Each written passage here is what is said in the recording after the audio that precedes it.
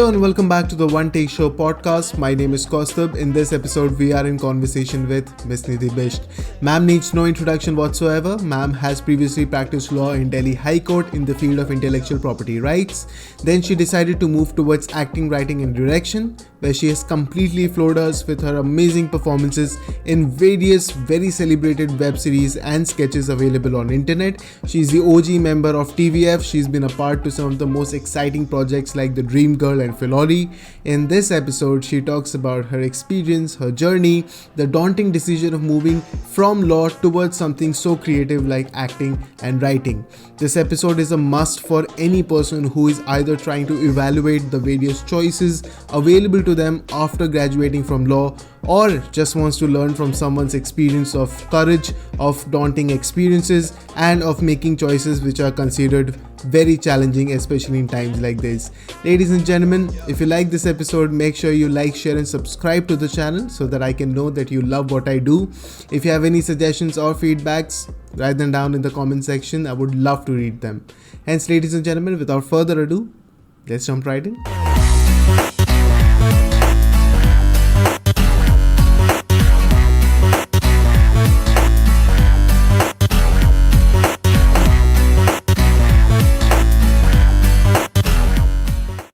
Hello, ma'am. Welcome to the One Take Show. I am so excited to speak with you. I'm honored, truly honored. In fact, this is a fan moment for me to have this conversation with you.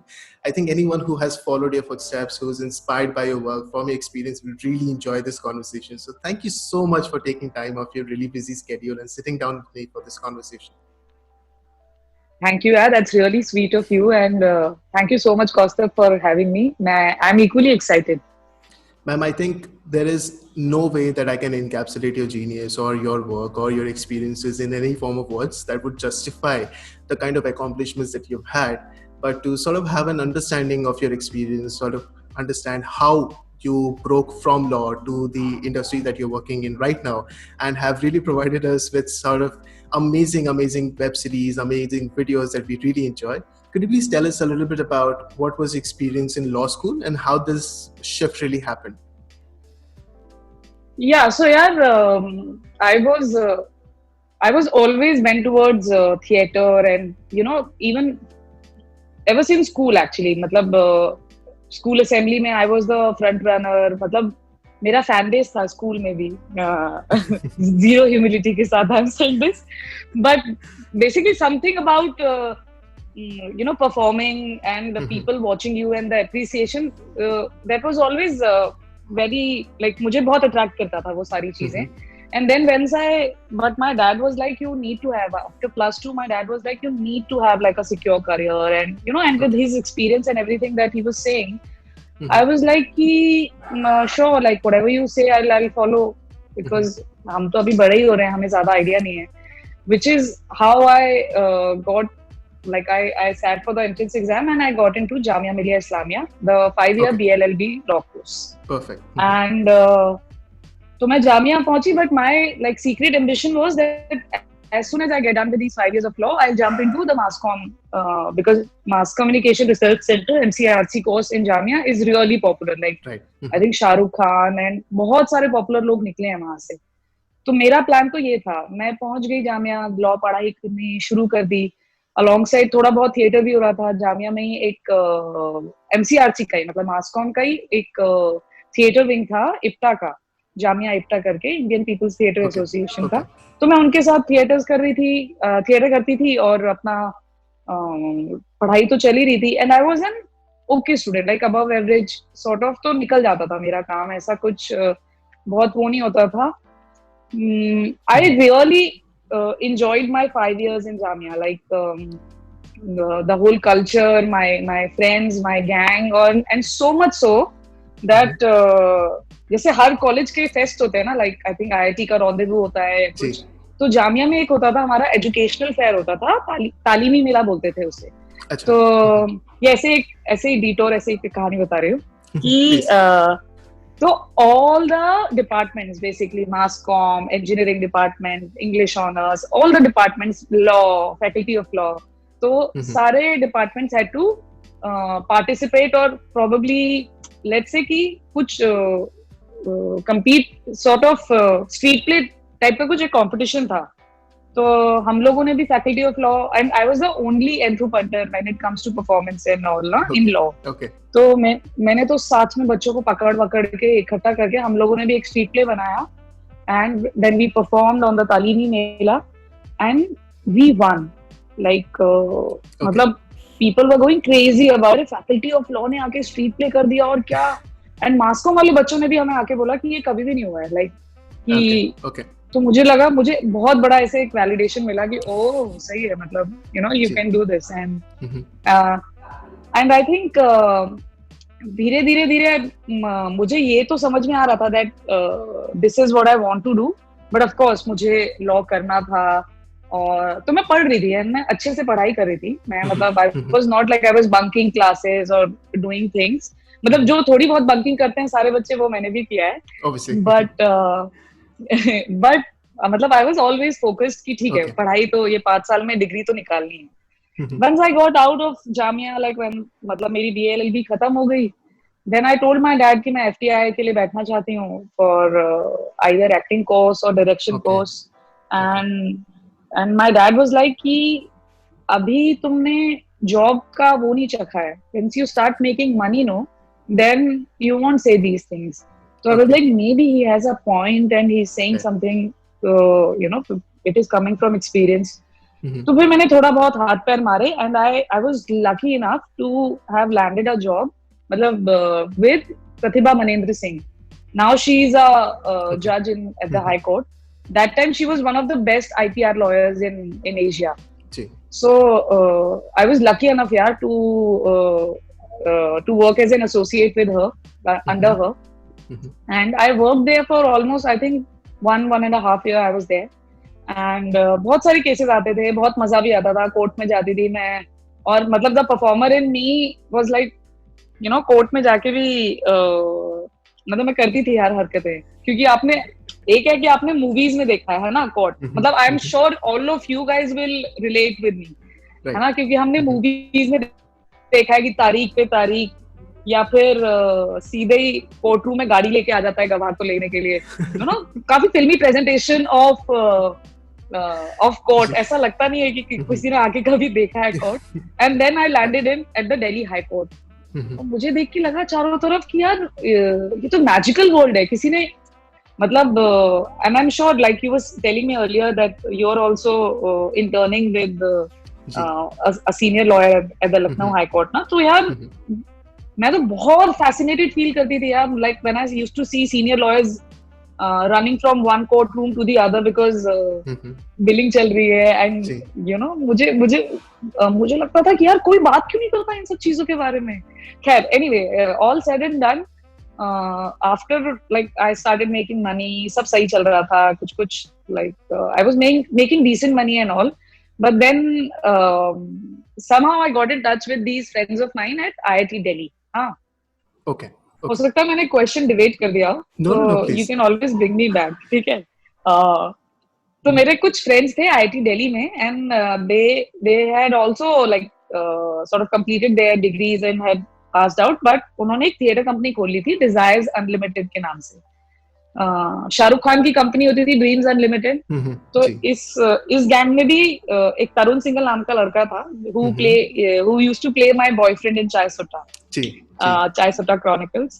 तो उसको हम शाहरुख बुलाते थे. तो शाहरुख ने desires unlimited नाम से एक थिएटर कंपनी खोली थी and he was making a play shit happens and I was really missing theatre while I was working in law ना. मैं बहुत मुझे ऐसा लग रहा था कि मेरी ट्रू कॉलिंग वहां पे है. मैं यहाँ क्या कर रही हूँ even though I was good at what I was doing and I was really enjoying my work as a lawyer. पर मतलब वही वो आई थिंक तमाशा वाला हो रहा था मेरे साथ जो रणबीर कपूर के साथ तमाशा हो रहा था. मतलब उस समय रॉक ऑन बेटर रेफरेंस था बट रॉक ऑन 2 तो अच्छी नहीं है ना. तो मैं अब तमाशा के बारे में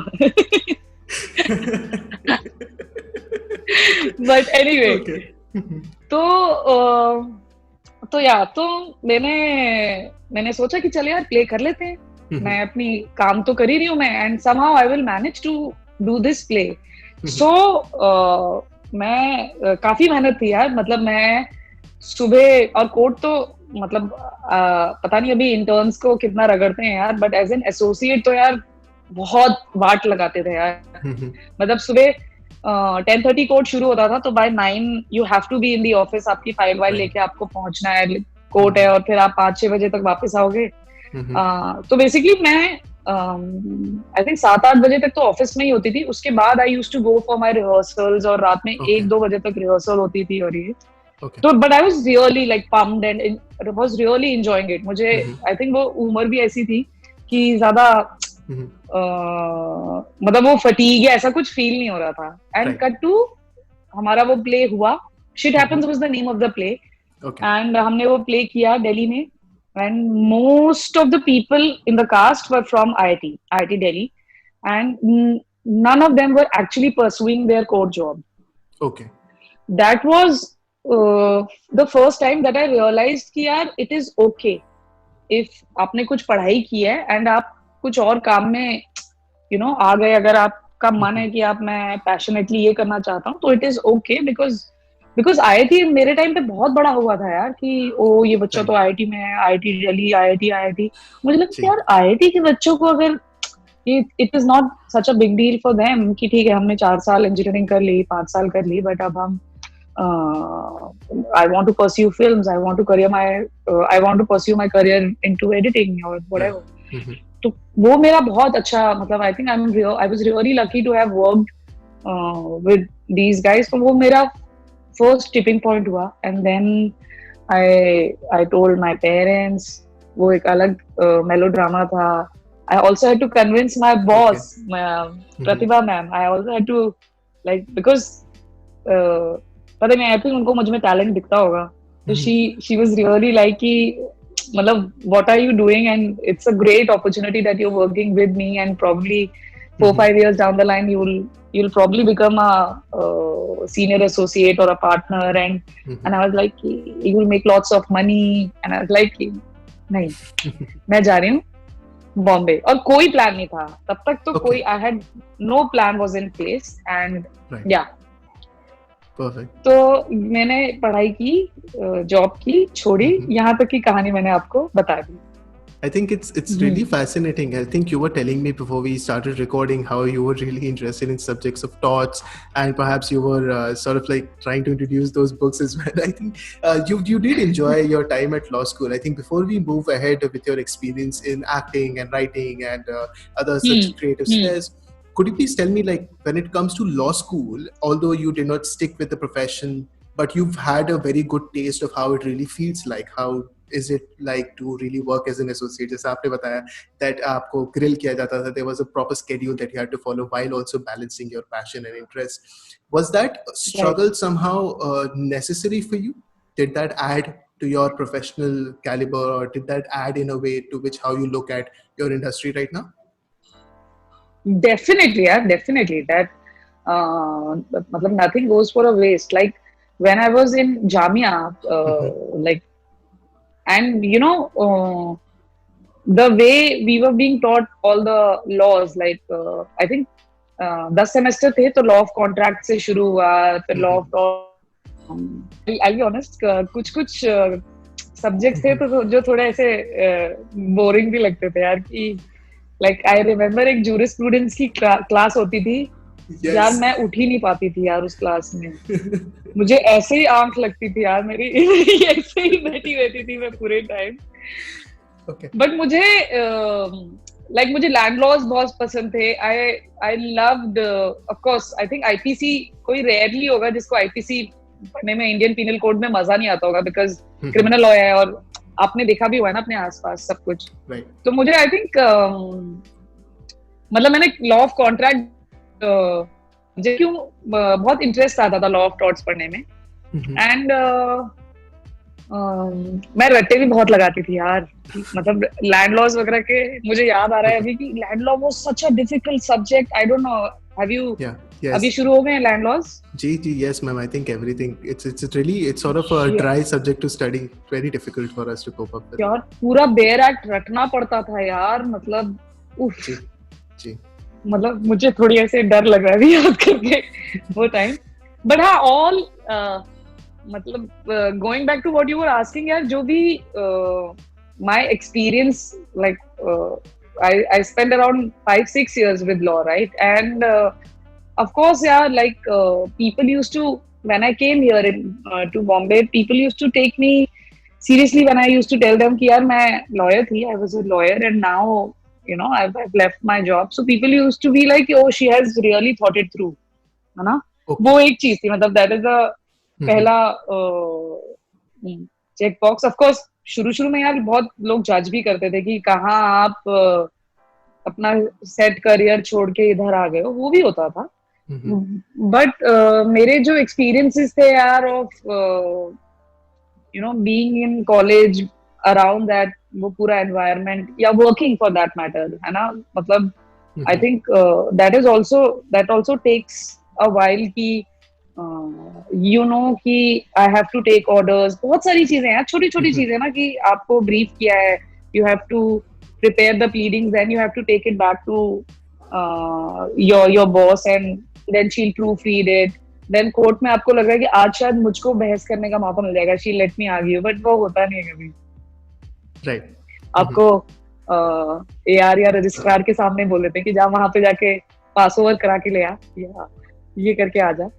मेरे लिए यार मतलब मैंने thoroughly enjoy किया यार अपना जो मेरा टाइम था लॉ में, even as a lawyer while working with Pratibha ma'am, and as a law student also, and वो सारे experiences, मतलब मुझे नहीं पता कि कितना मतलब I can't pinpoint कि यार वो मैंने वहां पे सीखा इसलिए मैं यहाँ पे कर पाई, but of course subconscious level पे I think it always stays with you, the kind of people that you work with, things, और आप pick भी करते रहते हो ना, good qualities you always, as humans हमको जो भी किसी में अच्छी चीज लगती है, तो I think कुछ good qualities तो हैं मेरे पास अभी भी from my law days.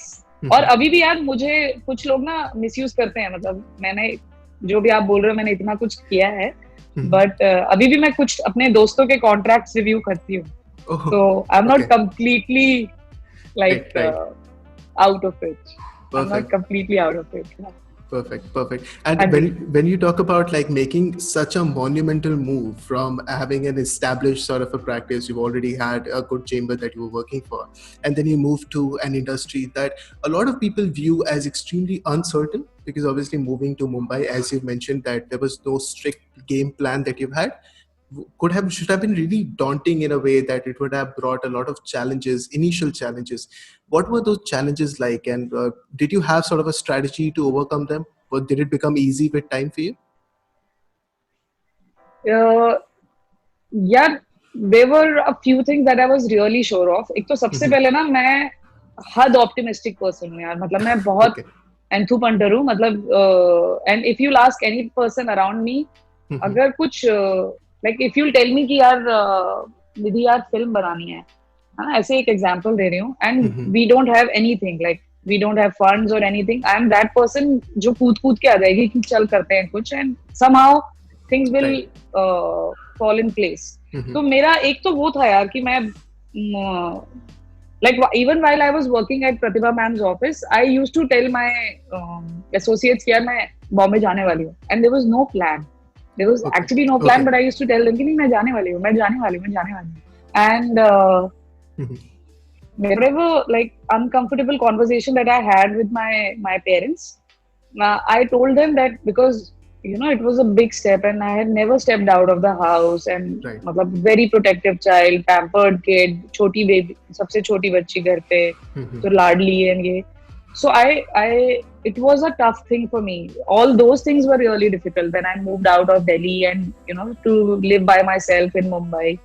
So the first 6 months were hard because of all those factors, that you have to be alone, है ना? You have to become your walking offices. There's nobody to take care of you. आप घर आओगे तो भी आपको अपना ध्यान खुद रखना है. So those were the things एकदम early में ही जो मुझे realize हुई, तो those used to be really as you said daunting, or used to bring you down.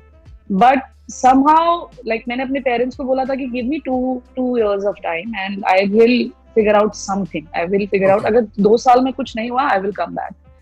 And I think I really appreciate my parents कि एक बार मैं आ गई एंड वो 2 साल हुए, वो 3 साल हुए, and then they were like कि चल ठीक है, कर रही है तो धीरे धीरे हो रहा है, ओके प्लेज हो रहे हैं, ओके ओके राइट, ठीक है ओके। ठीक है।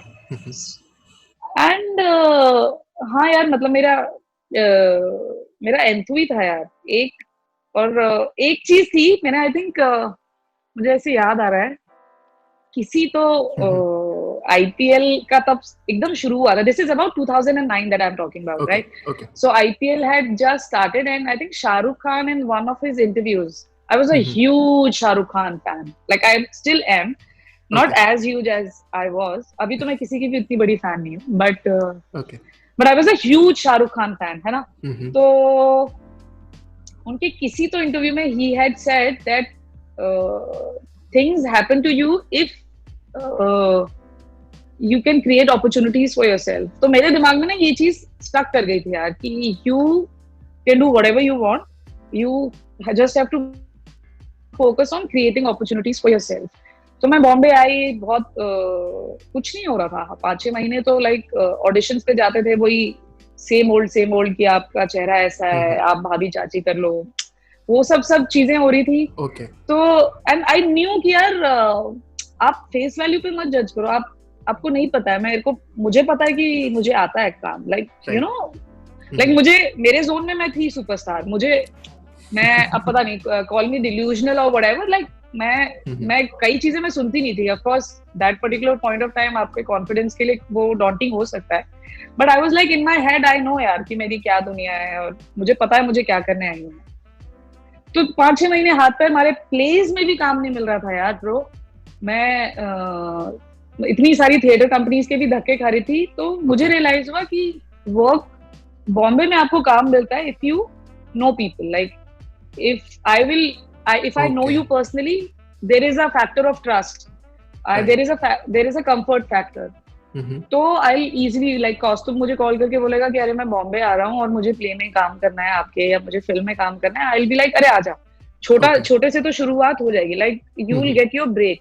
But if you are an absolute newcomer, किसी को नहीं जानते हो, तो वो कनेक्शन में टाइम लगता है, क्योंकि वो ट्रस्ट, फेथ और वो वाली चीज है। तो जैसे ही मुझे ये रियलाइज हुआ कि probably this is why nobody is giving me any भाव, तो मैंने अपनी एक एफडी तोड़ी, जो मैंने लॉ डेज से अपनी कुछ सेविंग्स की थी छोटी मोटी, और मैंने सोचा कि मैं एक नाटक बना देती हूँ खुद से। And I think it was a big deal because I had no money, I didn't had a lot of money, but फिर भी मैंने ऐसे, वही मैंने बोला ना एंथू पंटर, तो मैंने एंथू में आके ये हरकत की। एंड या मैन, मैंने रिहर्सल शुरू हुई, आई थिंक थोड़ा वर्ड बाहर निकला because I casted actors. So basically मैंने लोगों को काम दिया, कोई मुझे काम नहीं दे रहा था, but I started a play and I used to call कि अरे I used to go to Prithvi and I really live play देखती थी, और फिर कि अरे आप सही हो, आप मेरे प्ले की रीडिंग के लिए आओगे।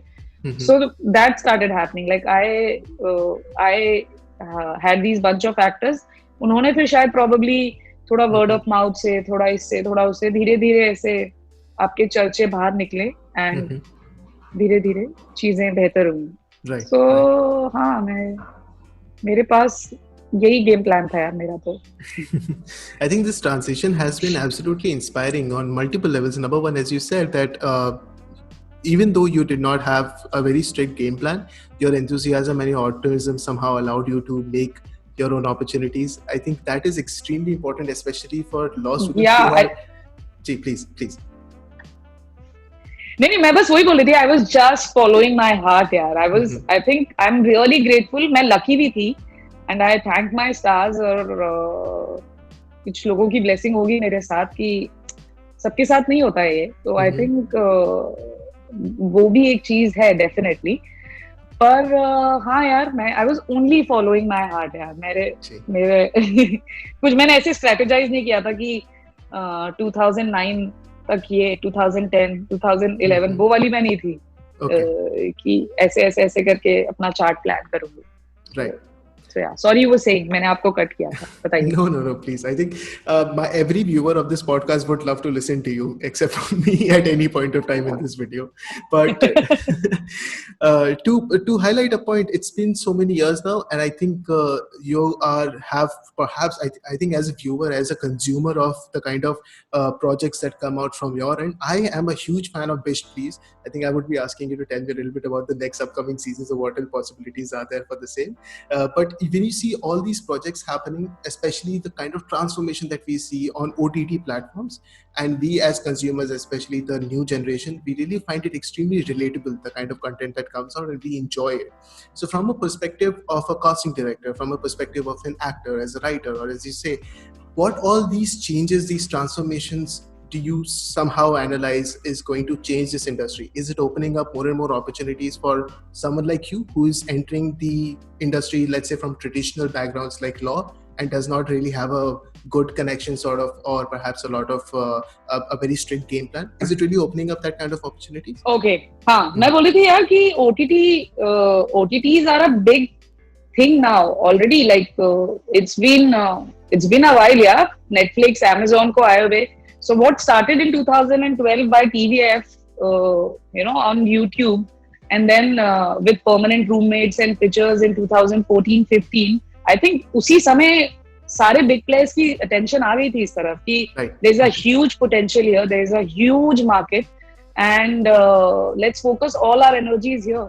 And right now the status is that all the यार पहले ना जब हम लोग बॉम्बे आए थे 2009-2010 में, उस समय एक्टर्स के लिए, राइटर्स के लिए, डायरेक्टर्स के लिए बहुत ज्यादा प्लेटफॉर्म थे नहीं. देयर वर मूवीज जो बहुत, इट वाज सो नीश, आप उसमें घुस ही नहीं सकते थे उस सर्कल में.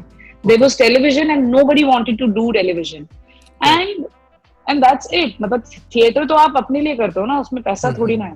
तो सर्वाइव करने के लिए कभी किसी ने थिएटर किया नहीं, मतलब हिंदी थिएटर या इंग्लिश थिएटर. बॉम्बे थिएटर की तो मैं यही बात बोलूंगी. तो I think digital gave work opportunity to a lot of people यार. मतलब all your superstars from today, like I don't know, name anybody, like from a Vikrant Massey to I don't know, अभी हाल फिलहाल अली फजल, ये लोग सब मूवीज करके आ चुके थे यार. Right. When they came back and did digital and longer formats and shows, तो लोगों की attention हुई ना, तो वो fan base बना. I think श्वेता, everybody यार, मतलब किसी का भी, मिर्जापुर, किसी का भी नाम लो. तो I'll give you an example to give you a perspective कि writers है ना, actors का तो आपने सुना होगा ना magazines में, interviews में, कि actors बोलते हैं कि 2022 तक मेरे पास डेट्स नहीं है ना.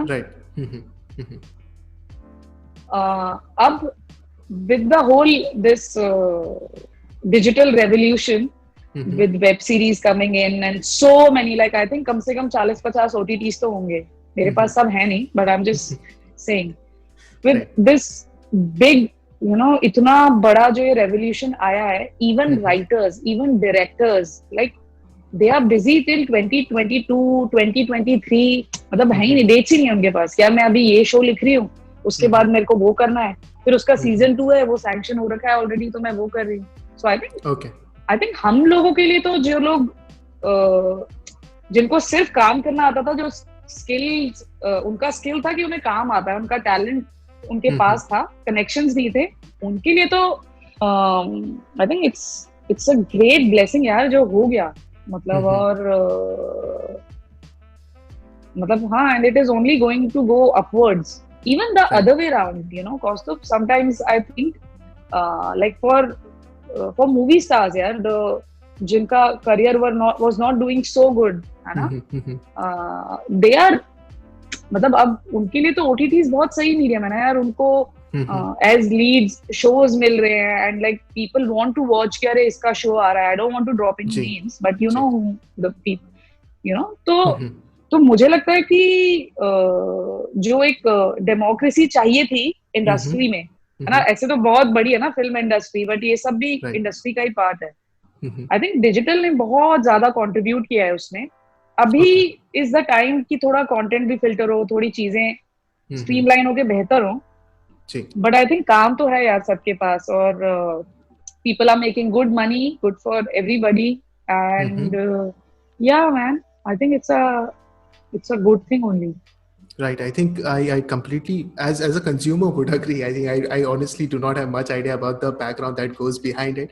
But recently, I was having a conversation with Mr. Shantanu Anab, who wrote Parivar recently, and he told me how this entire scene that working with actors like Mr. Vijay Raj was obviously one of his dreams. And now seeing all these the real actors of the Bollywood, as he phrased it, now coming down to the OTT platforms now has somehow transformed this. But when we talk about your projects, I think you worked in the movies as well, you worked in videos as well, you worked in OTT platforms as well. Like, we see a very wide canvas that you've painted. When we talk about that canvas, have you had sort of experiences that have somehow shaped your philosophy, and that is going to influence the way you are going to produce the projects again in future now? Yeah, every time you work with a senior now, like there's so much perspective that you get, Right. because see, somehow deep down, मतलब I do come from a family जहाँ पे हम लोग साथ में खाना खाते समय टीवी देखते थे, राइट? जी. तो वो लोग उनको जिनको तब देखा था टीवी पे, आज जब उनके साथ काम करने का चांस मिलता है, because you are also now part of the industry, और आप जैसा आप बोल रहे हो कि मेरा भी थोड़ा बहुत बॉडी ऑफ वर्क हो गया है, और ये तो यार पहले तो मेरे अंदर का जो एक्साइटेड बच्चा है ना, वो बहुत कीनली ऑब्जर्व करते रहता है सबको कि like for example I will tell you Dream Girl, है ना? Okay. तो मेरा ड्रीम गर्ल करने का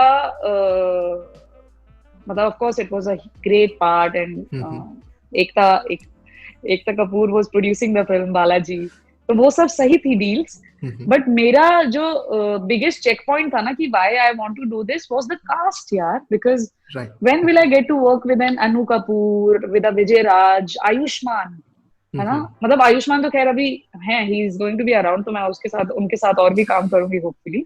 but for senior actors like Anu Kapoor, उनको कहाँ से देखा हुआ है यार हमने, कब से देखते हुए आ रहे हैं उन्हें, या विजय सर फॉर दैट मैटर. तो मैं बहुत एक्साइटेड हो गई थी इन लोगों के लिए, अपनी कास्ट के लिए.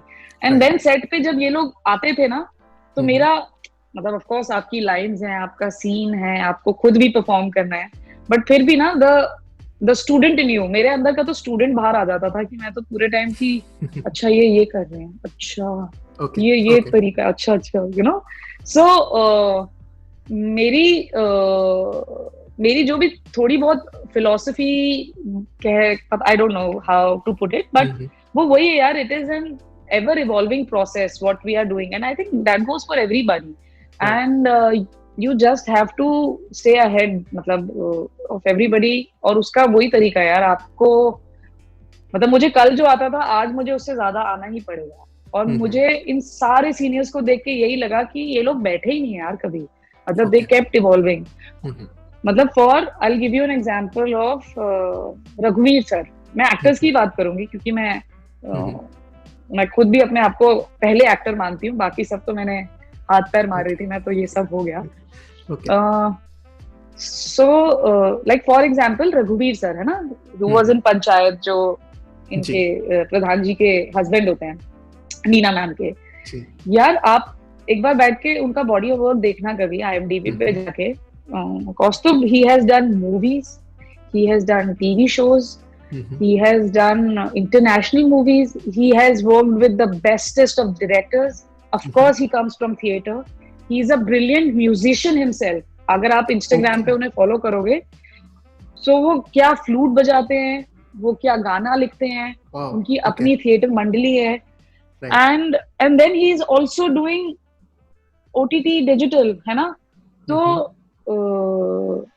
मतलब हम लोग क्या बात कर रहे हैं यार. उन्होंने हर मीडियम में काम किया है, उन्होंने हर तरह के इंसान के साथ काम किया है, और उसके बावजूद उनका काम बेटर ही हुआ है. तो there is absolute credit goes to him only ना. मतलब कि मैं तो नीना मैम फॉर एग्जाम्पल, मतलब आई थिंक मैंने पहले शायद ज्यादा बोल दिया. I think I am a huge Neena Gupta fan Right, absolutely. Right now. और या मैन, मुझे मुझे तो लगता है कि उन्होंने क्या क्या किया है यार अपनी लाइफ में. और तो मैं तो खैर ये सीनियर्स को देख के पागल हो जाती हूँ. और मेरे अंदर का जो स्टूडेंट है, इवन तो मैं थोड़ी सी शायद बच्ची हूँ when it comes to people around. But मैं तो बहुत ही, मेरा स्टूडेंट मोड ऑन रहता है यार, हमेशा हमेशा. And I think that is the one thing that I have learned, that you have to always be in a student mode, otherwise आप सीख ही नहीं सकते. otherwise आप, you have to be like a sponge यार, है ना, मतलब जिसको सोखना है बस. तो मैंने बस इन ऑल दीज इयर्स, 10 साल हो गए मुझे बॉम्बे में, तो मैंने तो यही सीखा है कि ऐसे ही रहना पड़ेगा. Absolutely. I think as someone who's followed Sir's, as you mentioned, Sir's entire trajectory is so wide. My fondest memory is obviously Chacha Chaudhary. That kind of a show always stays with you for years and years on end. But I think this is absolutely essential as you talk about being a student. I think my last set of questions would absolutely derive the inspiration from that one sentence, that someone who today is in a law school or perhaps in any university, in any discipline whatsoever, is interested in theater, is interested in something of that sort, and wants to follow your footstep and is really daunted by the possibilities or the challenges that might arise, what word of advice would you give to that one person? Like, would you go back in time and tell yourself some tips and tricks that you should have followed or that person should follow in future? Yeah, if you are in college, I think it is the best time यार to do whatever you want. Of course, पढ़ाई तो करनी है, लेकिन उसके बाद भी you have so much time. Like do attend your classes, don't bunk your classes. But but मैं बोल रही हूँ कि बाकी चीजें भी करो यार. और right. You know, no, of course, don't bunk your class. I was just ये तो मैं, मेरे भी तो अंदर थोड़ी है ना कार्टून. तो but absolutely. Right. Yeah, the whatever time is left after your classes, you do whatever you want to do. अगर आपको, and not just actor यार, आपको musician बनना है, आपको लगता है कि मैं कोडिंग बहुत अच्छी कर सकता हूँ, जो भी any discipline whatsoever, जिस तरफ आपका इंटरेस्ट है, you मतलब the first step is यार कि आपको करना शुरू करो. अगर आपको थिएटर करने का मन है, फॉर एग्जाम्पल, तो मैंने तो अपने आसपास, जब मैं जामिया पहुंची, मैंने देखा कि यार क्या कौन लोग हैं जो अच्छा नाटक बना रहे हैं, क्या है. मुझे इफ्ता मिला, मैं कूद के पहुंची सीधे वहां पे. और ऑफ कोर्स मुझे बहुत छोटा काम मिला था यार, मतलब पीछे पेड़ भर के खड़ी मैं, but I took it because I was like, मतलब वही, कोई जो मिलेगा वो करने का है बॉस. ज्यादा अपनी धीरे धीरे अपने पैर फैलाएंगे, पहले जो मिल रहा है वो. एंड होता है यार, आपको, मेरे को लगता है हमेशा वो स्टूडेंट मोड ऑन रहना चाहिए. हमेशा वो जो आतुरता है ना कि करना है यार, कुछ करते हैं, तो वो as long as you have that, I think you will be okay. मतलब 4 लोगों को पकड़ के फिल्म बनानी है फॉर एग्जाम्पल, है ना. आज के टाइम पे फिल्म बनाना, I am not saying film release करना या डिस्ट्रीब्यूशन, बट फिल्म बनाना is so easy. You have your phone, you have the bestest camera in your phone. मतलब there are so many thousands of softwares where you can edit. आपको कुछ करना ही नहीं है यार, आपको 4 लोगों को पकड़ना है और आप अपना टाइम पास करते रहो आप, है ना. मतलब और क्या हो गया यार, एक बार फेल करोगे, दूसरी बार फेल करोगे, आप कभी, मुझे फेलियर से भी ये लगता है कि कुछ निकल आता है यार, उसमें भी आपको समझ में आ जाता है कि अच्छा ठीक है, ये चीजें नहीं वर्क की, बट ये हो गया, ये सही था. राइट. हाँ, मुझे लगता है कि द ओनली थिंग टू मतलब कीप पुशिंग योरसेल्फ यार, that is the only thing. And और मतलब थिंग्स अबाउट, अभी का कोविड टाइम थोड़ा सा स्ट्रेसफुल है यार for people who probably would have been planning कि मैं बॉम्बे जाके, you know, I'll pursue my career into films और ये, because of course यार पूरे world wide ही थोड़ा setback हुआ है, but otherwise I think हाँ, मुझे लगता है कि क्या होगा तो कभी सोचने का ही नहीं है बॉस. मुझे क्या करना है, that should be the approach. और trust me, मैं आपको एक और ऐसे एग्जाम्पल देती हूँ. मैं बहुत बड़ी फैन हो गई यार इस लड़के की. अंकित नाम है इसका। तो मैं बीच में Okay. ना ऐसे ही मैं टाइम पास के लिए कुछ कुछ करती रहती हूँ। तो I had signed up for these jazz classes, Okay. Dance works की, एशले लोगों की, है अच्छा. ना। मैं ऐसे बहुत ही गंदी डांसर हूँ, बट ऐसे टाइम पास के लिए मैंने साइन अप किया था last year. Mhm, mhm, So it was a batch of like around 30-40 students in the class, mhm, and there was this boy Ankit, जिसकी मैं बात कर रही हूँ. Kaustubh, you have to see him to believe me. He was a mhm. non-dancer, Okay. but he really wanted to dance. But Mhm, वो नहीं कर पाता था यार, उसको रिदम का समझ नहीं था, ऑफ बीट रहता था. He was basically the one born with two left foot. वो he okay. was that guy. This was last January, हाँ. Mhm, mhm. Uh, and I met him recently. I met him in Delhi. Okay. और मैंने उसके videos देखे हैं. Mhm. यार कोई believe ही नहीं करेगा कि ये इंसान 1 साल पहले नॉन डांसर था. मतलब वो बैले कर रहा है, वो क्या क्या कर रहा है. वो दिन में 10 घंटे नाचता है, पता है. दस Wow. घंटे वो नाचता है केवल. और ऑफ कोर्स यार, मैं बोल रही हूँ कि अगर मैंने जान ही लगा दी किसी चीज के पीछे, तो वो Mhm. कैसे नहीं होगा यार. ऐसा हो ही नहीं सकता. Right. तो आगे क्या होगा, रिजल्ट क्या होगा, नहीं सोचना है. Mhm. मुझे क्या करना है, मुझे कितना देना है, that is the, I think, spirit to follow और to have. Perfect. Perfect. I think there's two things going to happen out of this. One is a realization that even though you had to manage your passion, your interest for drama with your academics, you did still study much more than I do in my law school, as a matter of fact. And the second is obviously the fact that there is so much inspiration behind the kind of struggle that is somehow daunting to other people, the kind of persistence that it would need for us to break in, and continuous effort, as you have cited, would be essentially important. My only last question to you, I think I won't keep you busy for much longer, is what does future look like for you? What are your plans in future? Do we expect some really good TV shows or web series that is coming out that we should be looking forward to? Yeah, man. I mean, like lots of acting stuff is going to happen, and Okay. matlab, I really wanted to do this interview also because for a while I've been planning to uh, make a show about us, you know, Okay. about lawyers.